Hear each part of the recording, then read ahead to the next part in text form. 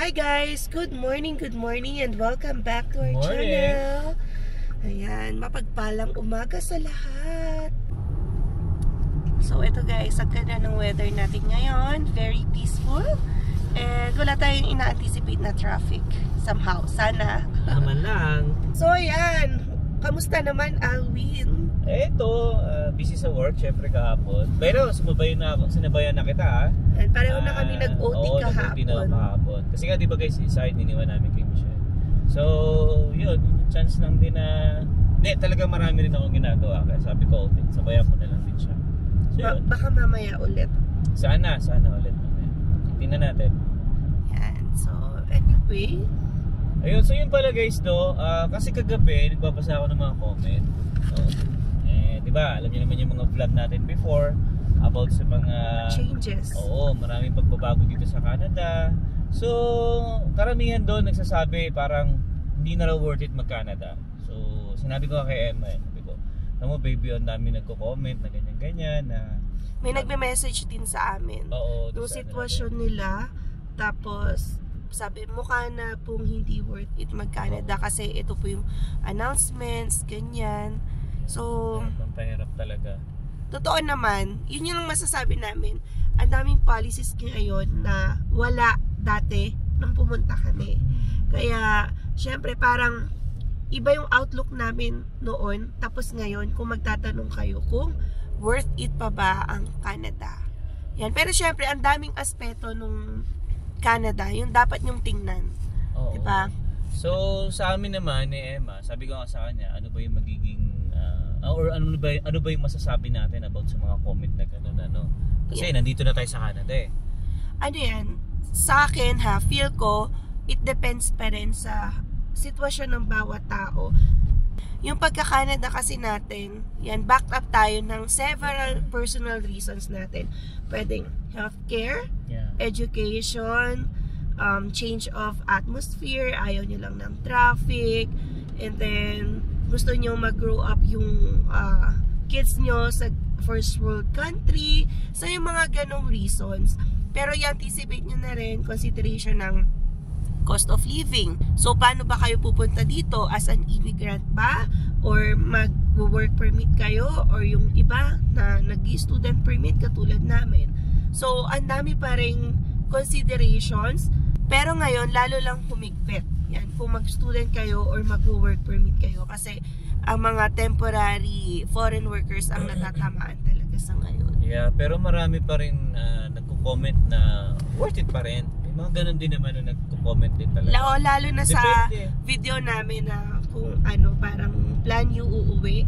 Sabi, nandito na tayo, lumaban na. Ayan, hanggat may araw, ayan, hanggat valid pa rin ang ating permit or visa, lalaban tayo. So, yun yung mga sinasabi. So, kung nasa Pilipinas pa lang kayo, yun nga, kasi iba-iba tayo ng sitwasyon, and kayo yung nagtatanong or nagsasabi na Canada is not worth it.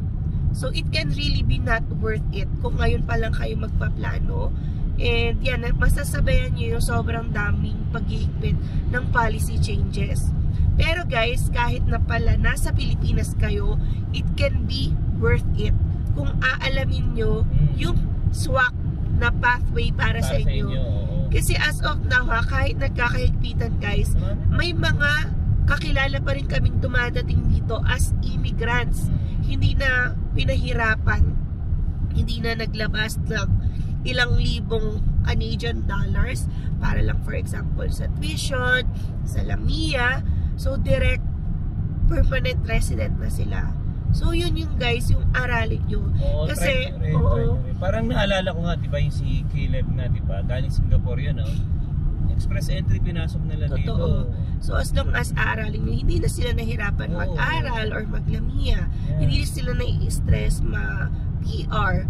So yung money sana na iaalat for example sa tuition, na-enjoy nila ngayon. So pag sa pagbili ng kung ano-anong bagay, para sa bahay nila, sa needs nila, diba? Less stress yung mga ganung tao. Kumpara sa nakikita nyo, of course isa tayo dun sa somehow nai-stress kasi nag-student tayo, hindi tayo direct immigrants dito sa Canada. Kung kaya, yung mga finances natin na pupunta sa pag-apply ng ganito, ganyan, language exam, and everything na i-require sa atin para lang ma-PR, di ba? So, di ba, isipin nyo na lang. So, habang nasa Pinas kayo, I guess, aralin nyo yung pathway nyo para yan, less hassle, less stress.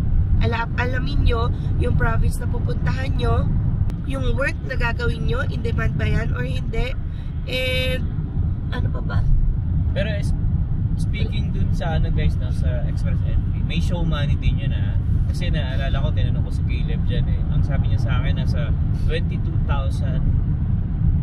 dollars yung ano, yung pinaka parang show money. Sa express entry naman guys, kasi may aspeto yon kung foreign skilled worker ka or Canadian experience class. Sa FSW, ang may requirement ng show money or proof of funds. Pero kapag Canadian experience class ka, walang requirement na proof of funds. So, check nyo rin yun guys. Kaya talaga dapat guys, i-research nyo talaga kung ano yung tamang pathway nyo na pupuntahan dito sa Canada. And pwede nyo rin consider yung mga nasa Pinas na para ma-boost yung scores nyo aside sa pag-aaral ng English, which is alam nyo na yan, ay mag-aral din kayo ng French para mapabilang kayo sa special draw ng French, di ba? And mas mababa kasi yung requirement ng scores doon. Yes. Kaya lang guys, things lang talaga. Kaya wag rin masyadong, kung talagang willing ka talaga pumunta rito sa Canada, wag ka masyadong makinig sa mga sabi-sabi lang. Dapat pag-aralan mong mabuti talaga. Diba? And yung cost of living naman talaga, masasabi namin guys, sobrang mahal na talaga ng cost of living. Pero I think sa iba't ibang parte rin naman ng provinces dito mataas, and pati na rin sa ibang mga bansa. So yun, aralin nyo rin guys kung magiging worth it ba yung pera nyo gastusin dito, or i-keep nyo na lang, gawin yung pag-business para sa Pilipinas. So, yun yung mga i-weigh yung considerations. And yun guys, meron din kaming kakilala dito na kahit student pa lang, masasabi nilang worth it na talaga. Kasi, unexpectedly, ay na-hospital yung partner niya. So, kung naabutan daw sa Philippines yun, ay wala na, syempre. Pero dito, ayan, ang cost of hospitalization ay 0. So, kahit ano pa na, ayan, medyo mahirap yung pinagdadaanan dito ng student and open work permit holder, ay yun, thankful pa rin sila and masasabi nilang worth it na nagkadata sila. Basta dito guys, yung pagdating sa healthcare, syempre marami nagsasabi na sobrang haba daw ng pila. Normal naman din talaga yun guys. Kapag minor lang naman yung sakit mo, di ba? Talagang pipila ka. Pero pag yung medyo kagaya nga ng kinuwento ni Emma, na medyo delikado na, talagang diretso ka na agad. Kasi totoo lang guys, ito tinanong ko yung mga pinsan ko sa Australia, Netherlands, Germany, US. Tinanong ko sila sabi ko, paano ba yung proseso sa inyo pagdating sa healthcare? Pag may mga minor lang ba, agad? Sabi niya, hindi, pipila ka din, sabi niya. Ganun din naman. Sa iba lang talaga sa Pilipinas, kasi sa Pilipinas pagka may pera ka, di ba? Parang dito natin pasok agad Kahit sabi mong minor lang yung sakit mo, basta kung gusto mong pagdating sa pera talaga, mabilis sa atin sa Pilipinas. Kaya siguro yung iba, kinukumpara yung dito. Kasi nga, libre dito di ba? Pipila ka talaga kung minor. Pero di ba, kunwari may broken bones ka or may sugat ka na kailangan tahiin, ang ina-advise nila, aside sa hospital, pupunta ka na lang sa urgent care. Yan, mas mabilis daw doon. Dating naman guys sa bata, yun ang gusto namin ni Emma dito guys. Tuition fee, pamula bata hanggang high school, libre. Depende yan sa kapag sa public or yan versus private. So may minimal na binabayaran yung iba. And yan, ang paghahandaan dito na education is university. Pagdating guys ng college, yun talaga yung paghahandaan nyo talaga dito. Pero may mga, di ba parang narinig ako, may mga student loan, mga ganon. Oo. Parang yung anak mo yung magbabayad after pag naka-work na siya, ganon. ganun yung mga naririnig ko. Pero tayo, alam ko mag-iipon tayong mga magulang yan bilang sa Philippine culture tayo. Yan, tayo ang magbabayad ng kanilang tuition nila. Yan. Yeah, pero alam nyo guys, may sagot din yan sa mga ganyan. Tulad kami, ito hindi ko inaano, no? Yung sa insurance, no? Kami ni Emma kasi, nung bago pa lang kami dumating dito, talagang kumuha kami ng insurance. Tapos si Zion, binigyan namin ng ano yung tawag kay Zion, baby? Sa insurance niya, yung parang may investment. Oo, parang na siya, RESP kung tawagin. So may investment part para forced savings na namin yun. So at least kapag nag-grow siya, ayan, pag ready na maging college or what, ay meron tayong makukuha, ayan, pambayad ng tuition.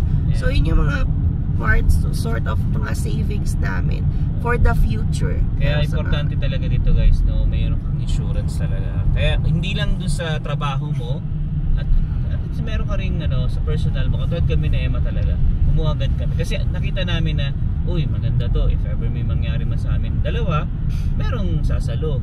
Yes, diba? Guys, oo, tamang timpla lang kasi pwede rin naman yung insurance mo, walang investment part. Yeah, pwede kasi rin. Sabi, buy insurance, invest the difference. Pero may part din kami sa insurance na may investment kasi meron din kaming other investments outside of it. So, nasa sa inyo yan kasi hindi naman lahat for investment. So, nilagyan na rin namin ng tamang timpla kasi inisip namin forced savings na rin yun kung ilalagay namin yung certain amount ganito per month para sa aming anak. Kaya yan yung pinag-aaralan namin ngayon ni Emma guys, no? Pagdating sa mga insurance talaga.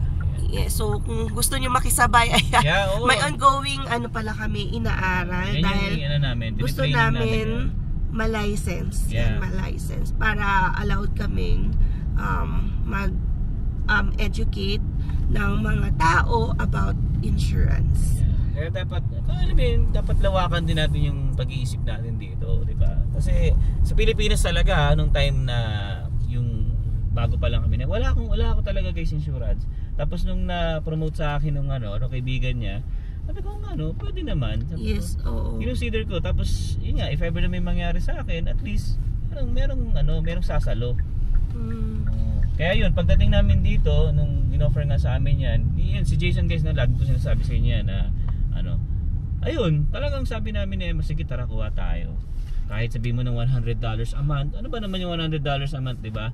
Para kung tayo nga nakagastos nga tayo ng sa kape natin, di ba? Pag sa mga Tim Hortons, Starbucks, di ba? So yung mga ganun, di ba? Para sa atin din naman, tsaka para dun sa mga iwan natin. Yes, and parang ayan, nagpa-part-time ngayon kami or si Alwin kapag natapos itong aming training or course. So kung gusto niyong sumabay sa amin, ayan, you can ask us, message us kung ano ba yung training or course para ayan, ma-license tayo dito sa Canada. So sabayan niyo kami habang nag-aaral pa kami. So I think it can take us 3 to 6 months depende sa pacing ng aral namin. So yan, excited din kami dahil it is something that we can share. Yan, kasi it has value. Para ka lang din naman nag-aral niyan di ba? Nag-aral ka, magbabayad ka ng tuition. Yes. So pag nag-aral ka ba, nagbayad ka ng tuition, may babalik agad sa'yo? So, wala pa naman, di ba? So dito, may tuition din kami. Pero, mababa lang, mura lang. We're investing sa knowledge. Yan, knowledge and experience. So, kasi magagamit din namin to sa aming personal life. Oo. Tapos halimbawa, may gustong magpakuha sa akin ng travel insurance. So ako, pwede na akong gumawa nun, di ba? Tulad ako guys, umuwi ako ng Pilipinas. Kumuha ako ng insurance ko kay Jason. Buti na lang guys, kumuha ako nun. Kasi si Zion, di ba, naalala nyo, na-hospital si Zion. Binayaran ng insurance yun guys pagdating namin dito. Although, naghintay lang kami ng 3 to 4 weeks ata, no? Oo. Tapos yun, binalik guys, as in buo. Pero alam nyo ba guys, nung time na nasa Pilipinas pa ako noon, nag-o-offer na agad yung yung insurance na sila na magbabayad dun sa hospital, dun sa QC yun Kaso ang problema, yung hospital ayaw nila. Gusto nila i-cash ko. Kaya sabi sa akin ng insurance, sige, kung ganyan, basta lahat ng resibo, reimburse nila. Binalik nila guys. So yun yung maganda kapag may insurance talaga kayo. Alright. So yun guys, balik tayo dun sa pinag-uusapan natin Kayo guys, comment kayo sa baba kung talagang masasabi ba natin na hindi na ba talaga worth it mag-Canada or worth it pa ba mag-Canada? Kami, Team L. So laban lang kasi habang may chance pa rin. And yan makikita nyo along the way kasi hindi naman instant ang ating pag-grow or pag-usbong dito or pagiging maayos na buhay sa Canada. So minsan dadaan ka talaga sa hirap or sa butas. Kaya yung iba nakakita na hindi worth it kasi ang hirap ng buhay nila dyan, ganyan-ganyan. So, yun yung mga tao na hindi willing magdaan sa hirap talaga or gusto nila instant ginhawa. Wala namang instant ginhawa. Alam ko, ang daming mag-share dito ng mga kababayan nating Pilipino na matagal na sa Canada. Iba rin yung dinanas nila para marating yung buhay na kung ano man yung meron sila ngayon. Yeah, nagkataon lang na siguro ng humigpit, pero tumatanggap pa rin, diba? Yes, nabawasan lang. Sabi nga, antayin natin yung magiging result ng election, which is, I think, yung sa US tapos na. Ayan, I think Donald Trump, no? Si Trump. So, tingnan natin dito naman sa Canada, sino yung magiging elect nila by next year. So, next year naman yung election dito. Yes, sir. Yan. So yun guys, malapit na tayo sa trabaho namin. Yan, start na naman tayo mag-work. And yan, para sa kinabukasan ng ating pamilya. Wow. Yan, so OT tayo ngayon. Sana masabayan tayo ni Alwin para hindi na tayo mag-commute paggabi. Pero talaga, madalas kailangan umuwi ni Alwin ng maaga. Dahil yan, 5-6 PM, kailangan niya na masundo si Zion. Pero if ever naman talaga guys na kailangan ko mag-OT, si Michelle naman yung pinapasundo ko doon. Oo, yan. Pwede naming sabihan. Or, pwede nyo sunduin, tapos balik dito sa work para mag-OT. Minsan, di ba, dinala ko si Zion sa work. Tahimik lang din si Zion eh.